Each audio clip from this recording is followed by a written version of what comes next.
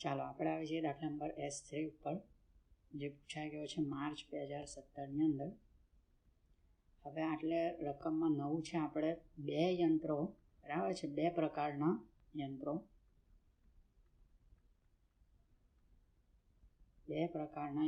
વિશે આપણે યાંત્રિક કલાક દર જે છે, યાંત્રિક કલાક દર શોધવાનું છે. બે પ્રકારના યંત્રો, તો બે પ્રકારના કયા? તો કારખાનામાં મોટા યંત્રો ગોઠવેલા છે, કેટલાક નાના યંત્રો ગોઠવેલા છે.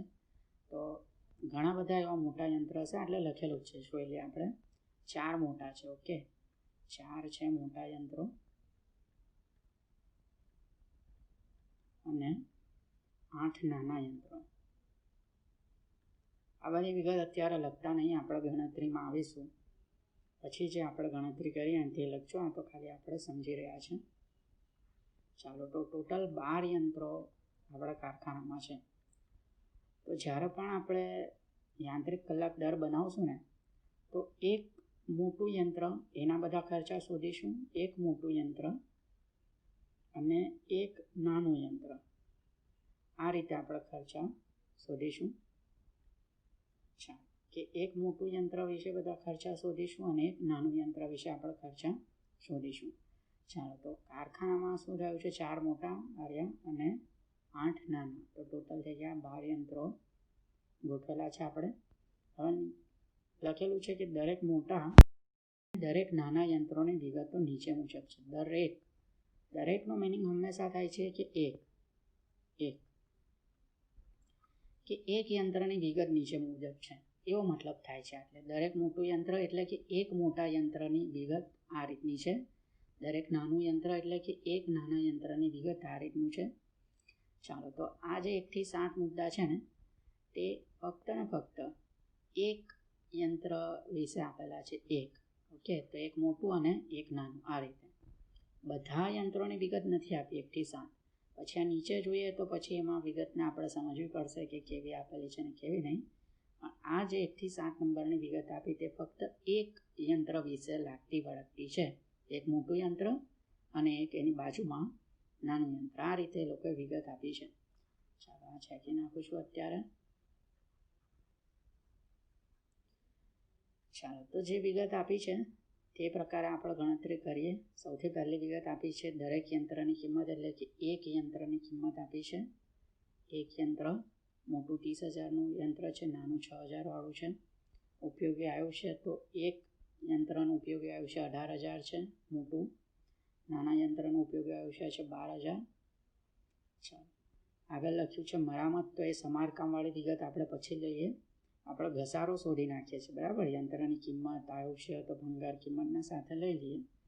આમાં ભંગાર કિંમત જે છે તે રૂપિયામાં આપી દીધી છે પહેલેથી, 5,000 રૂપિયા અને 500 રૂપિયા.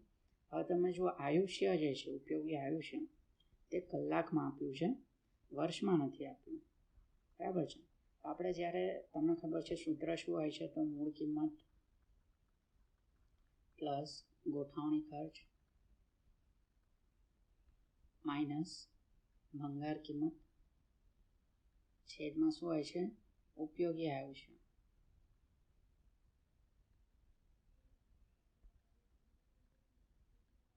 હવે જ્યારે આપણે છેદમાં વર્ષ મૂકીએ ને, દાખલા તરીકે માની લઈએ કે 10 વર્ષ એવું આપેલું હોય, તો આપણે ઉપર x જેટલી રકમ મૂકતે જે હોય તે, અને છેદમાં શું મૂકતે? 10 મૂકતે. તો તમારો આન્સર જે આવતે ને તે વાર્ષિક ઘસારો આવતો, વાર્ષિક ઘસારો. પરંતુ આ કેસમાં આપણે શું છે? છેદમાં ઉપયોગી આયુષ્ય છે ને, વર્ષમાં નથી આપ્યું, એ લોકોએ કલાકમાં આપ્યું છે. એટલે 18,000 કલાક આ રીતને મૂકીશું, છેદમાં 18,000 આ રીતને મૂકીશું. તો આપણને જે ઘસારો મળશે ને તે વાર્ષિક નહીં મળશે, તે મળશે કલાક દીઠ. હવે મેં તમને આગળ પણ કહ્યું છે કે જ્યારે પણ તમને કોઈ વિગત કલાક દીઠ મળી જતી હોય ને, તો પછી એને કંઈ છેડતી કરવાની જ નથી. એમને એમ જે આવી તેને રહેવા દેવાનું છે. એના ગુણાકારમાં કંઈ નથી કરવાનું, ભાગાકારમાં કંઈ નથી કરવાનું. એમને એમ જેમ આવ્યું છે તેમ રહેવા દેવાનું. ક્યારે? તો જ્યારે તમને વિગત કલાક દીઠ મળે ત્યારે જ. ચાલો, તો અત્યારે આ છેકી નાખું છું. આપણે શોધી નાખીએ ઘસારો. ચાલો, તો નીચે લખીએ આપણે પહેલું ઘસારો. સૂત્ર મૂકી દઈએ, મૂળ કિંમત પ્લસ ગોઠવણી ખર્ચ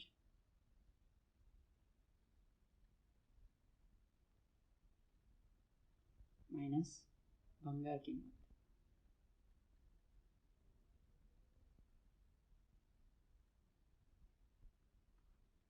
છેદમાં ઉપયોગી આયુષ્ય.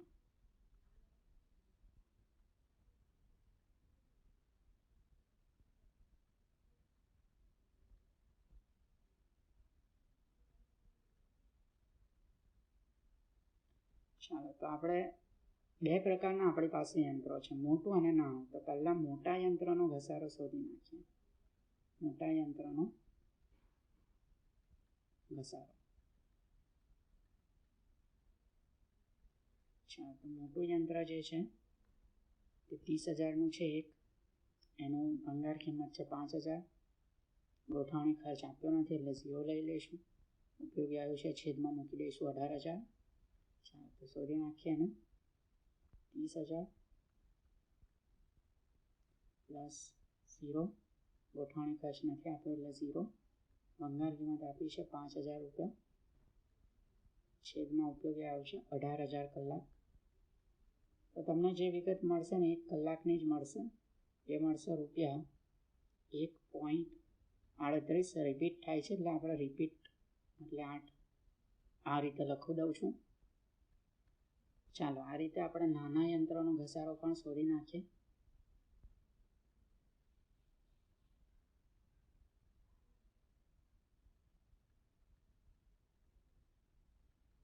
એની મૂળ કિંમત છે 6,000, ભંગાર કિંમત છે 500 અને ઉપયોગ આયુષ્ય છે 12,000. ગોઠવણી ખર્ચ આટલે પણ નથી આપ્યો, 0 લેવાનો છે. 6,000 પ્લસ 0 માઇનસ 500 છેદમાં 12,000. તમારો આન્સર થઈ જશે ₹0.4583. આ જે 3 છે ને તે રિપીટ થાય છે. ચાલો આગળ આવી જઈએ. બીજા નંબરની વિગત આપી હોય તે શોધી નાખીએ.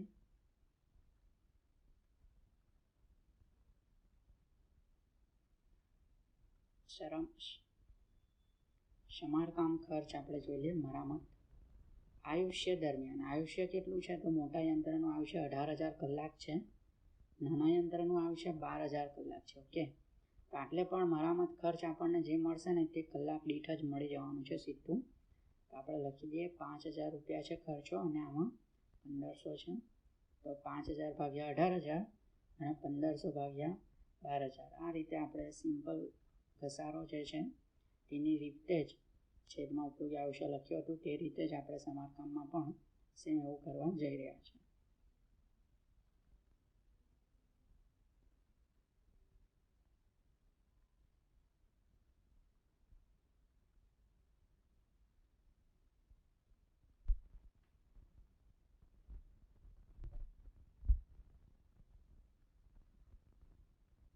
તો ખર્ચો આપ્યો છે આપણને 5,000. જે ખર્ચો આખા ઉપયોગી આયુષ્ય એટલે કે 18,000 કલાકનો ખર્ચો છે તે 1 કલાકનો કેટલો તો તમને મળી જશે ₹0.27. આ 7 રિપીટ થાય છે. અને નાનો યંત્ર વિશે આપણે જોઈ લઈએ. 1,500 રૂપિયા આપ્યા છે ખર્ચા અને એનો ઉપયોગ આયુષ્ય 12,000 કલાક છે. તેમાં પણ તમને કલાક દીઠ વિગત મળશે જે હશે 0.125. ચાલો તો આગળની વિગત છે આપણી પાસે પાવર વપરાશ. કલાક દીઠ યુનિટ આપેલા છે 20 અને 10 કે આ મોટું યંત્ર 1 કલાકના 20 યુનિટ વાપરે છે અને નાનું યંત્ર જે છે કલાકના 10 યુનિટ વાપરે છે. તો સીધું લખી દઈએ આપણે પાવર વપરાશ. આપણને કલાક દીઠ વિગત જ સીધી મળી જશે. પાવર વપરાશ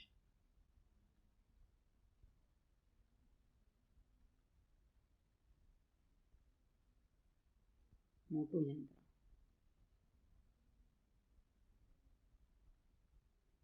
આપણે કલાક દીઠવાળી વિગત મળી જાય ને તો આપણે આગળ કંઈ કરવાનું રહેતું નથી. ઓકે, જે શા માટે કંઈ કરવાનું રહેતું નથી તે હું તમને લાસ્ટમાં સમજાવીશ કે આ બધી આપણને કલાક દીઠવાળી વિગત મળી છે. પણ કલાક દીઠ છે જેટલી પણ વિગત સુધી ચારે ચાર ઘસારાની 2 વિગત અને સમારકામની 2 વિગત બંને કલાક દીઠ મળી છે. અને કલાક દીઠ વિગત મળી જાય તો આપણે એ રકમને જેમ છે તેમ જ રહેવા દેવી પડે છે. ચાલો, તો આ કેસમાં પાવર વપરાશ પણ આપણને કલાક દીઠ મળી જશે. કલાક દીઠ યુનિટ આપી દીધા છે. 20 યુનિટ વપરાય છે અને નાના યંત્રોમાં 10 યુનિટ, મોટામાં 20 યુનિટ, નાનામાં 10 યુનિટ.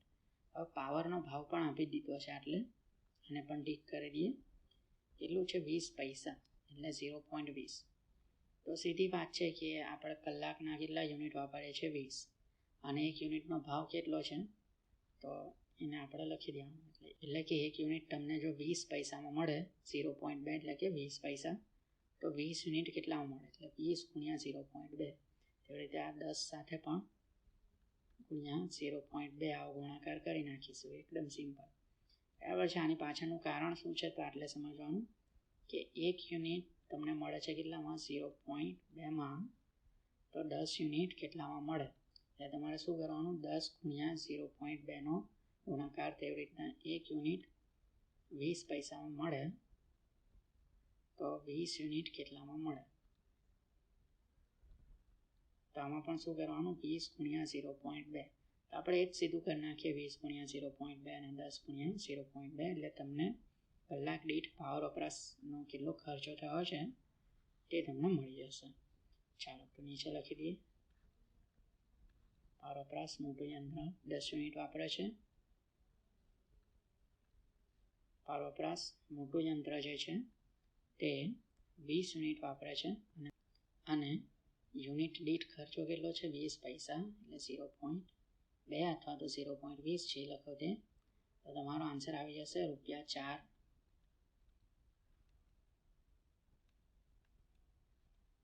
અને નાનું યંત્ર જે છે તે કલાક દીઠ 10 યુનિટ વાપરે છે, તો એનો આન્સર થઈ જશે ₹2.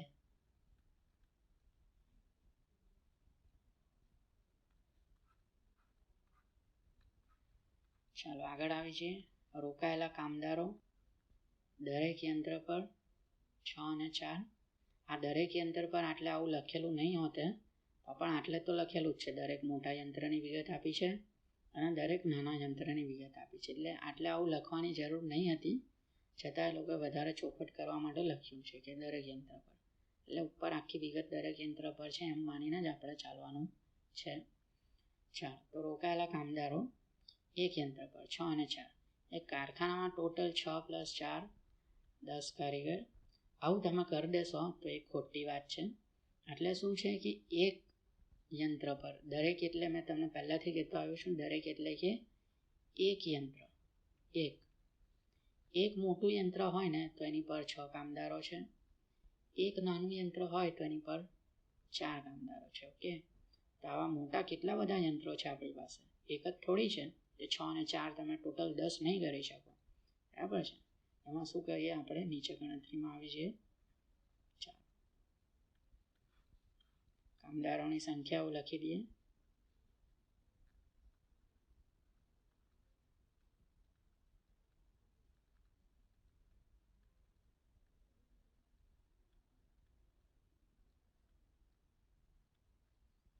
મોટું યંત્ર, મોટા યંત્રો એવું લખું છું, બહુવચન, મોટા યંત્રો.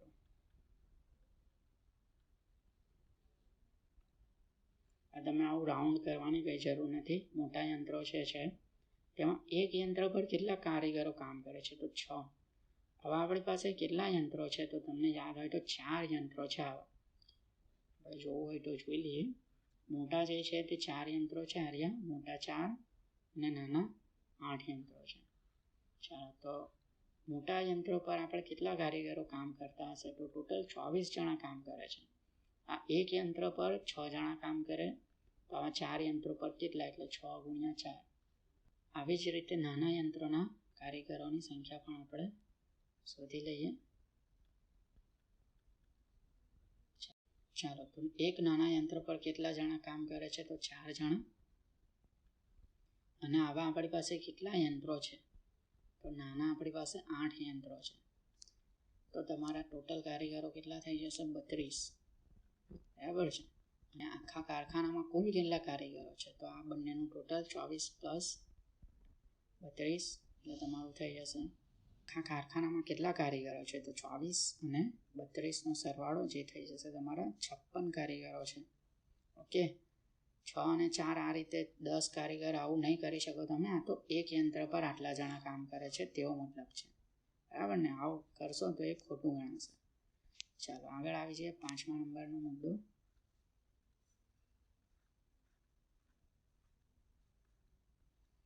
ચાલો, કુલ વિસ્તારનો ભાગ એટલે કે રોકેલી જગ્યા આપેલી છે. એક યંત્ર કેટલી જગ્યા રોકે છે? 8મો ભાગ રોકે છે મોટું યંત્ર, અને નાનું યંત્ર 16મો ભાગ રોકે છે. હવે 8મો એવું કીધું હોય ને તો એનો મતલબ થાય 1/8. 16મો એવું કીધું છે તો એનો મતલબ થાય 1/16. આટલી જગ્યાએ રોકે છે. મોટું યંત્ર કેટલી જગ્યા રોકે? તો 1/8 જેટલી. નાનું યંત્ર કેટલી જગ્યા રોકે? તો 1/16 જેટલી. માની લઈએ આટલે એવું લખી દીધું હતું કે 5મો ભાગ તો કેટલું થશે? 1/5. એટલે એવું લખેલું હતું કે 10મો ભાગ તો કેટલું થશે? તો 1/10. બરાબર. આ રીતે 7મો ભાગ તો 1/7. 13મો ભાગ તો 1/13. આવો એનો મતલબ થાય છે. તો આ તમને ખ્યાલ આવી ગયેલું હોવું જોઈએ. 8મો ભાગ એટલે 1/8 જેટલી જગ્યા રોકે છે. 16મો ભાગ એટલે કે 1/16 જેટલી જગ્યાએ રોકે છે. તો આ રોકેલી જગ્યા આપણને શું શોધવા કામ લાગે છે? તો સીધી વાત છે, કારખાનાનું ભાડું. તો આપણે એને સાથે લઈ લઈએ. કારખાનાનું ભાડોવાળો મુદ્દો.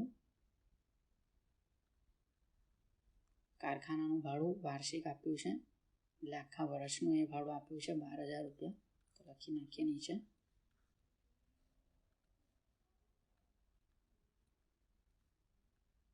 કારખાના ભાડું. મોટા યંત્રની વિગત પહેલાં શોધી નાખીએ. મોટું યંત્ર કેટલું છે ભાડું? તો આખા વર્ષનું ભાડું 12,000 છે. અહીંયા આપણે શું કરવાનું? મોટું યંત્ર કેટલી જગ્યા રોકે છે? તો એક મોટું યંત્ર 1/8 જેટલી જગ્યા રોકે છે. અને આ ભાડું કેવું આપ્યું છે? આખા વર્ષનું. આપણને કેવી વિગત જોઈએ છે? તો ત્રિમાસિક એટલે 3/12. આવું તમે કરશો તમારો આન્સર આવી જશે ₹375. એટલે એક યંત્રનું ભાડું કેટલું છે? 375. એક યંત્ર એટલે કયું? એક મોટું. ઓકે, આવી રીતના એક નાનું યંત્ર જે છે તેનું ભાડું પણ આપણે શોધી નાખીએ કેટલું થશે. તો ફરી પાછું આખા વર્ષનું ભાડું કેટલું છે? 12,000 ગુણ્યા શું કરવાનું? તો આ નાનું યંત્ર કેટલી જગ્યા રોકે છે? તો 1/16 જેટલી જગ્યા રોકે છે. ગુણ્યા આપણે શું કરવાનું? 3/12, કેમ કે આપણને વિગત કેવી જોઈએ છે? ત્રિમાસિક. ચાલો, તો તમારો આન્સર થઈ જશે ₹187.5.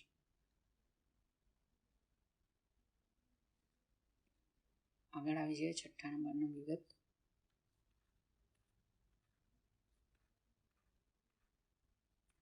ચાલો, વાર્ષિક કામના કલાકો એવું આપ્યું છે 2400 કલાક છે.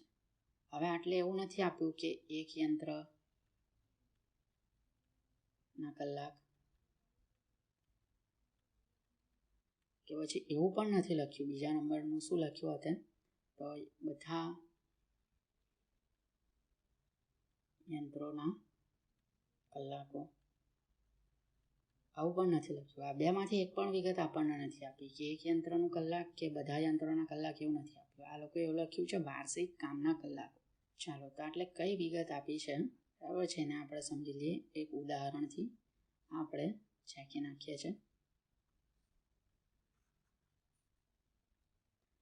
હવે હું એવું કહું, માની લઈએ કે હું ફેક્ટરી ચલાવું છું અને મેં આખા મહિનામાં 25 દિવસ ફેક્ટરી ચલાવી. બરાબર છે. હું ફેક્ટરીનો મેનેજર છું કે માલિક છું, ગમે તે છું. મેં એવું કીધું કે મારી ફેક્ટરી આખા મહિનામાં 25 દિવસ ચાલી. તો એનો મતલબ શું છે? કે બધાએ 25 દિવસ કામ કર્યું છે. ઓકે, એટલે એક્સ નામનો કારીગર હતો, એણે કેટલાક દિવસ કામ કર્યું તો 25 દિવસ. આપણી પાસે એક યંત્ર છે, એક મોટું યંત્ર છે, તેણે કેટલા દિવસ કામ કર્યું તો 25 દિવસ. બીજું મોટું યંત્ર છે, આપણી પાસે એવા કેટલા મોટા યંત્રો છે તો 4 મોટા યંત્રો છે. તો આપણે ચાર મોટા યંત્રોએ કેટલા દિવસ કામ કર્યું હશે? એક યંત્ર 25 દિવસ, બીજા યંત્રએ પણ 25 દિવસ કામ કર્યું હશે. બધાએ 25 દિવસ કામ કર્યું છે એવો આનો મતલબ થાય છે. બરાબર છે. 8 યંત્રો છે આપણી પાસે નાના, તો એ લોકોએ પણ 25 દિવસ કામ કર્યું જ હશે. બરાબર છે. તો 2400 કામના કલાકો છે, તો એનો મતલબ એવો થાય છે કે આખા કારખાનામાં જેટલા પણ લોકો હતા અને જેટલા પણ યંત્રો હતા તે બધાએ કેટલું કામ કર્યું? તો એકની આપણે વાત કરીએ તો મોટું યંત્ર 2400 કલાક કામ કર્યું, બીજું મોટું યંત્રએ પણ 2400 કલાક કામ કર્યું, ત્રીજું મોટું યંત્રએ પણ કેટલું કલાક કામ કર્યું? 2400 કલાક.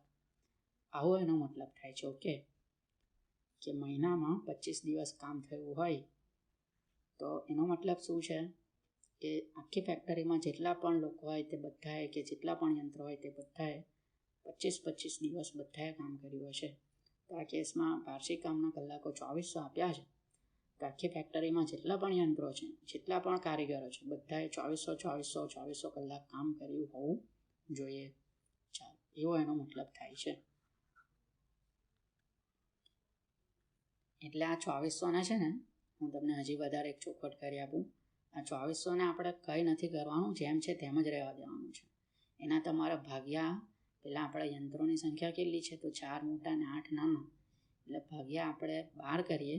આવું આપણે નથી કરવાનું કે એક યંત્રએ 2400 ભાગ્યા 12 આટલું કામ કર્યું છે, એવો મતલબ નથી થતો. એટલે બધા જ યંત્રોએ 2400 કલાક કામ કરેલું જ છે એવો એનો મતલબ નીકળે છે.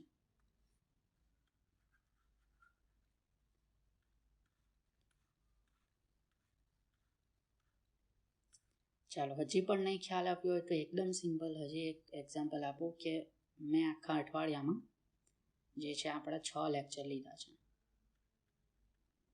બરાબર છે, 6 લેક્ચર લીધા મેં.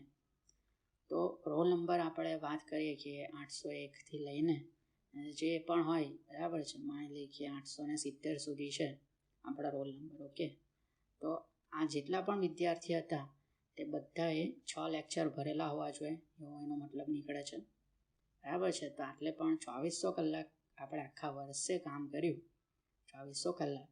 તો જેટલા પણ એ કારખાનાની અંદર યંત્ર હતા, માની લઈએ કે 1, 2, 3 આ રીતે જેટલા પણ યંત્રો હતા આપણી પાસે અને જેટલા પણ કારીગરો હતા તે બધાએ કેટલા કલાક કામ કર્યું છે?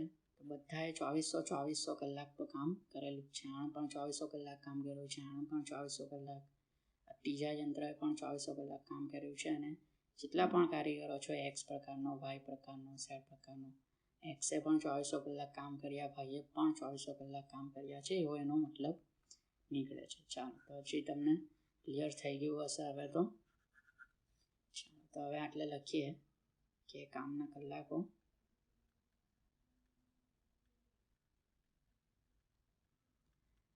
તો યંત્ર તો કોઈ પણ હોય, કામના કલાકો તો બધાએ 2400 કલાક કામ કર્યું છે. ઓકે, તો આપણે શું કરી નાખીએ? 2400 ગુણ્યા, સિમ્પલ છે એકદમ, આખા વર્ષની વિગત આપી છે. આખા વર્ષ દરમિયાન 2400 કલાક કામ થયું છે. આપણને જે વિગત જોઈએ છે ને તે કેવી જોઈએ છે? ત્રિમાસિક, એટલે ગુણ્યા 3/12. આવું તમે કરશો એટલે તમને મળી જશે 600 કલાક.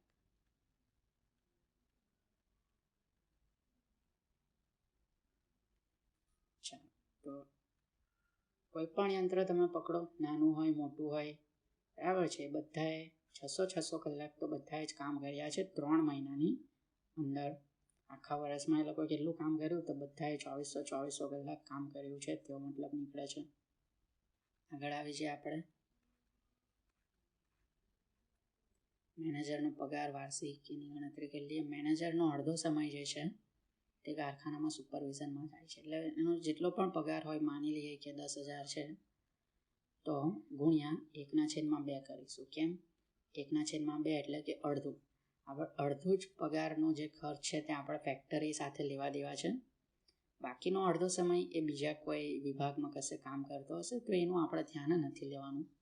ચાલો આગળ શું લખ્યું છે, આ ખર્ચા બધા જ યંત્રો વચ્ચે સરખે હિસ્સે ફાળવી દેવાના છે. ચાલો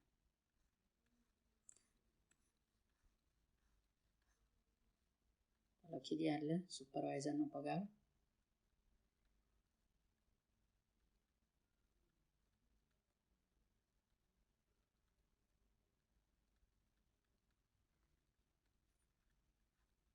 કેટલો છે પગાર, તો જોઈ લઈએ આપણે. વાર્ષિક આપેલો છે 9,000, તો 9,000 લખીએ વાર્ષિક છે. અને તે પણ શું કરે છે, તો અડધું જ કામ એ ફેક્ટરીમાં કરે છે, બાકીનું અડધું કામ એ બીજે કશે કરે છે. તો અડધું આપણે કરી નાખીએ 9,000 ગુણ્યા 1/2. હવે આ કેવી વિગત આપી છે, વાર્ષિક આખા વર્ષની. આપણને કેટલી વિગત જોઈએ છે, 3 માસિક, એટલે ગુણ્યા 3/12 કરવું પડશે. અને આ જેટલા પણ 9,000 રૂપિયા છે તે આપણે શું કરવાના છે, તો બધા યંત્રો વચ્ચે સરખે હિસ્સે ફાળવવાના છે. આપણી પાસે કેટલા યંત્રો છે, તો 12 યંત્રો છે. આ રીતે આપણે ગુણ્યા 1/12 કરવાનું, એટલે કે એક યંત્ર પાછળ આપણે કેટલો ખર્ચો થાય છે તે મળી જશે. ચાલો તેનો આન્સર થઈ જશે ₹93.75. આગળ આવી છે 8મા નંબરની વિગત.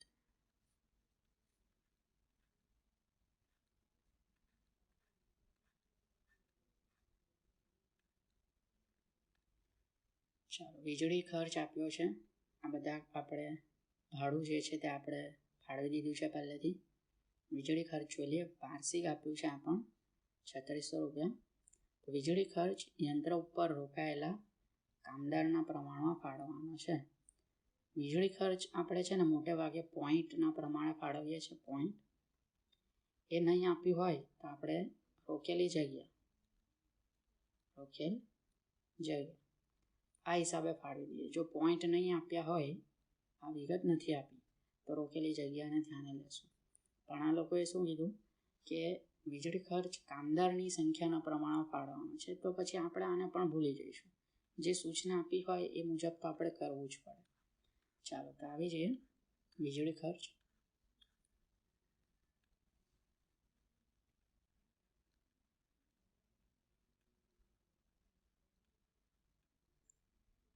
એમાં લખીએ મોટું યંત્ર.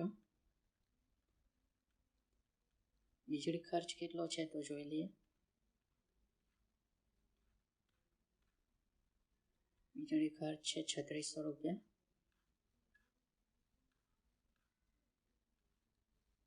લખીએ 3600. ચાલો ગુણ્યા આપણે શું કરીએ, તો કારીગરોની સંખ્યાના પ્રમાણ ફાળવવાનું છે. તો આપણે કારીગરોની સંખ્યા શોધીને લાવેલા જ હતા.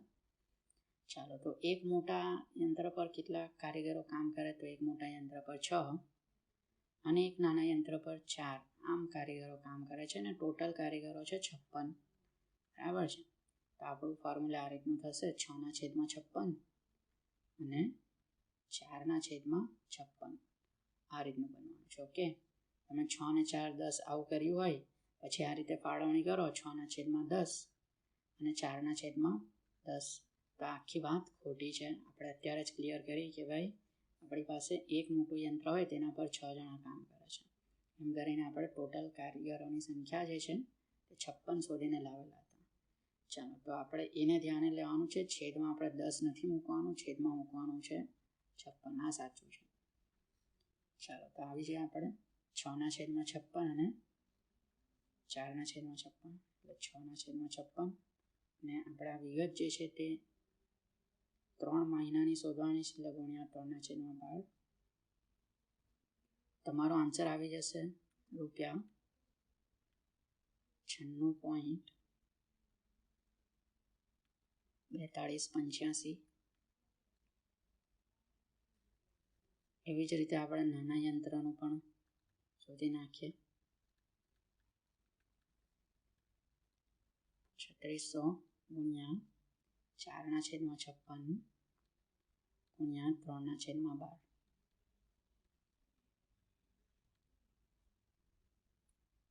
જેનો આન્સર આવી જશે તમારો ₹64.2857.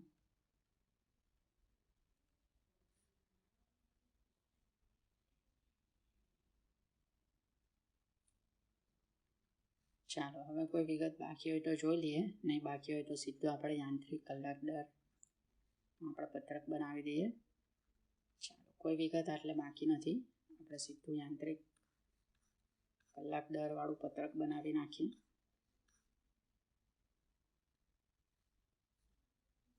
ચાલો તો આ કેસમાં આપણે 4 ખાના બનાવીએ છીએ, કેમ કે આપણી પાસે યંત્રોના પ્રકાર તમને ખબર છે. આપણી પાસે મોટું યંત્ર છે અને નાનું યંત્ર છે. એટલે આ રીતે આપણે બધી વિગત એક સાથે જ ગણી દઈશું. એટલે લખી દેવાનું વિગત, આ બાજુ મોટું યંત્ર, બાજુ નાનું યંત્ર,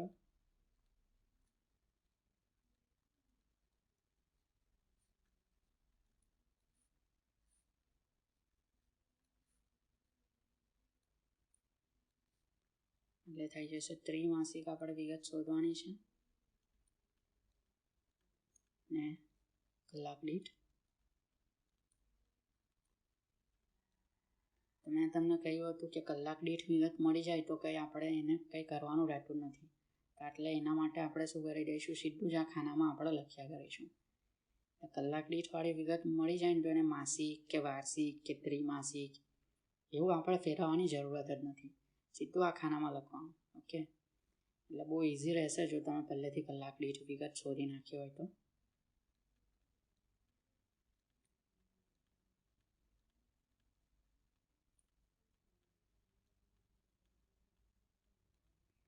ચાલો આ યંત્રો કેટલા કલાક કામ કરે છે, તો 600 કલાક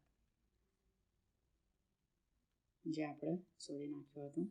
તો પહેલું લખી દઈએ સ્થિર ખર્ચા.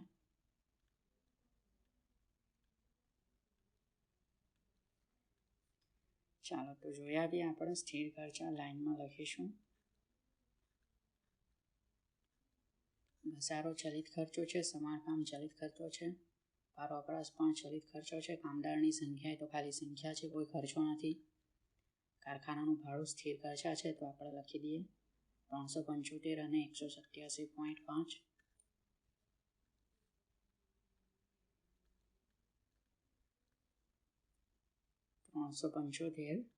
અને 187.5.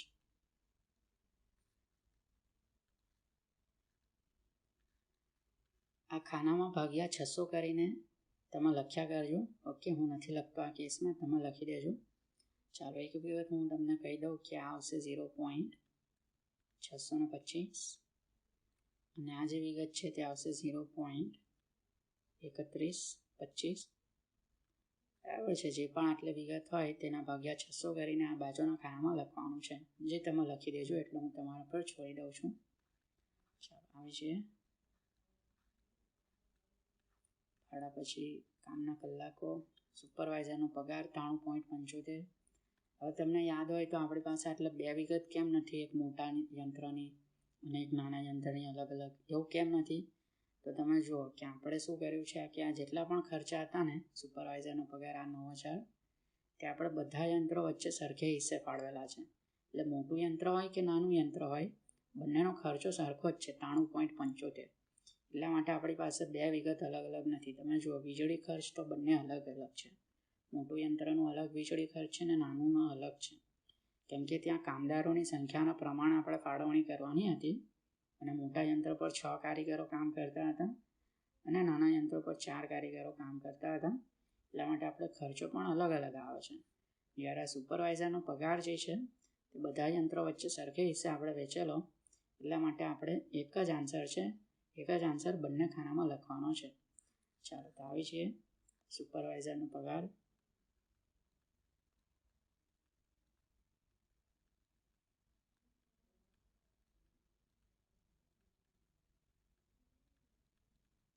જે છે આપણી પાસે 93.75 અને આ બાજુ પણ 93.75. આ ખાનામાં તમે વિગત શોધીને લખ્યા કરજો, હું નથી લખતો. ચાલો આગળ આવી જઈએ. વીજળી ખર્ચ જ છે 96.64 સમથિંગ જોઈ લઈએ એને. વીજળી ખર્ચ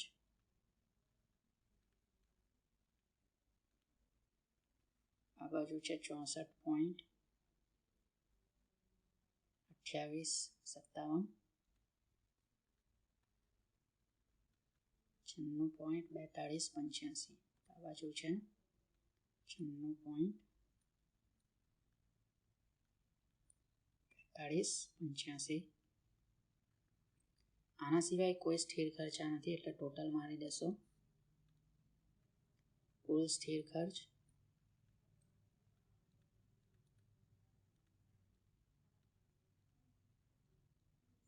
જે તમારું થઈ જશે 565.1785. અને બાજુ થઈ જશે 345.5357. ચાલો, તો આ ખાનામાં પણ વિગત તમે શોધ્યા કરજો. બરાબર છે, હું ખાલી ખરું પાડી દઉં છું, તમારે શોધીને લખવાનું છે. આગળ આવી જાય ચલિત ખર્ચા.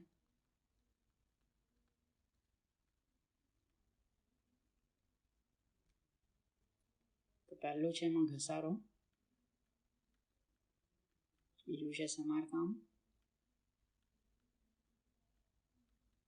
અને ત્રીજું છે પાવર.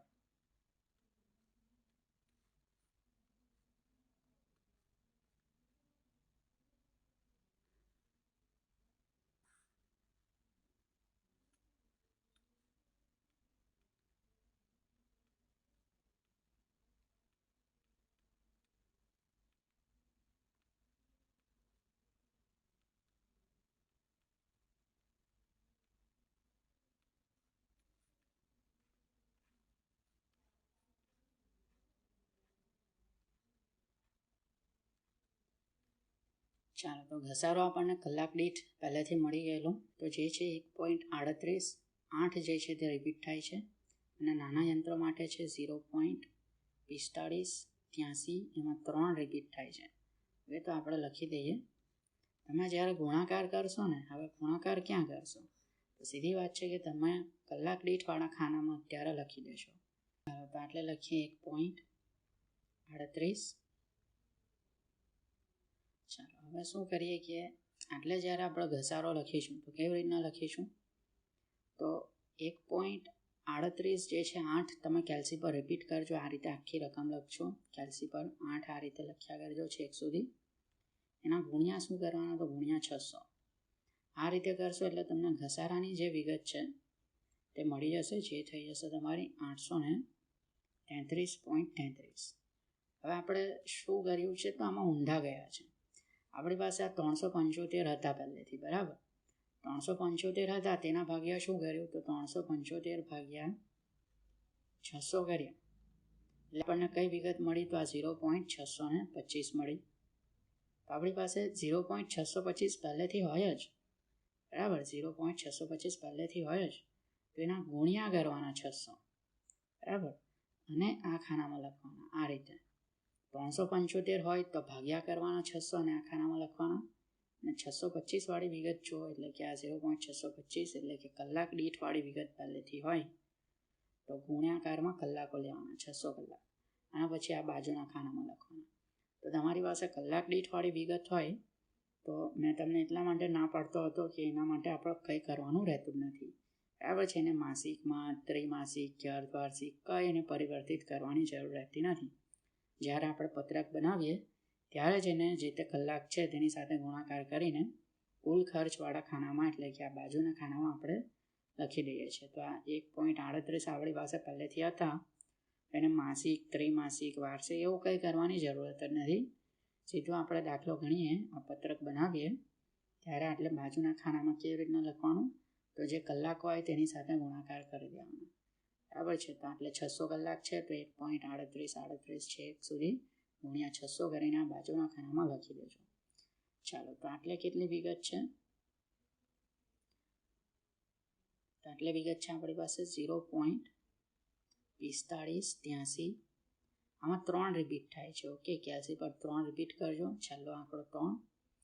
અને એના ગુણ્યા શું કરશો તો ગુણ્યા 600 કરશો, તમારો આન્સર આટલે આવી જશે 275. ચાલો આગળ જોઈ લઈએ સમારકામ ખર્ચ.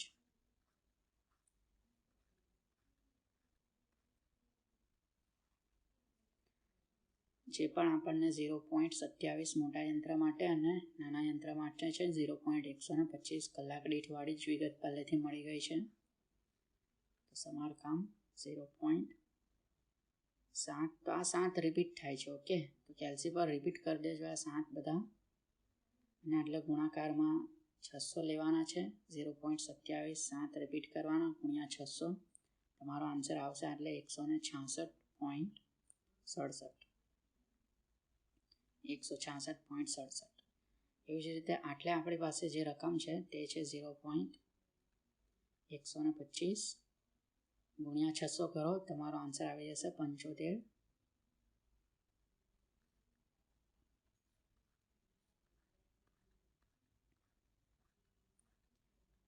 પાવર ખર્ચ છે તો 4 રૂપિયા અને 2 રૂપિયા છે. કલાક દીઠ વિગત છે આ પણ આપણી પાસે.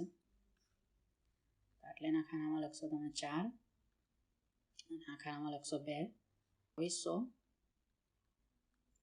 અને આટલે થઈ જશે 1200. ચાલો, તો કુલ ચલિત ખર્ચા તમારા થશે 3400 રૂપિયા અને આ બાજુ તમારી પાસે થશે 1550 રૂપિયા. હવે તમે કુલ સ્થિર ખર્ચ અને કુલ ચલિત ખર્ચનો સરવાળો કરો.